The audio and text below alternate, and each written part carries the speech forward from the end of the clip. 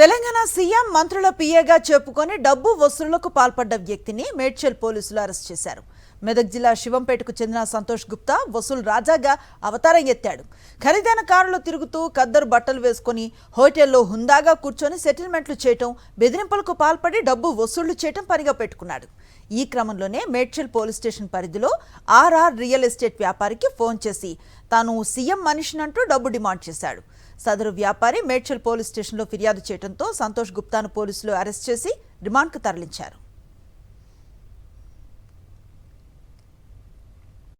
మంత్రుల పేరు చెప్పి సీఎం ఆఫీస్లో పేరు చెప్పి సీఎం గారు పిఏ అని చెప్పేసి అని భయపెట్టి నీ రియల్ ఎస్టేట్ కంపెనీలో మాకు డబ్బులు ఇవ్వాలని చెప్పేసి అని నేను పిఏలాగా పనిచేసి సీఎం గారికి పిఏలాగా పనిచేస్తున్నానని చెప్పేసి పేరు పెట్టి వాళ్ళని భయపెట్టి డబ్బులు డిమాండ్ చేసి తీసుకోవడం జరిగింది.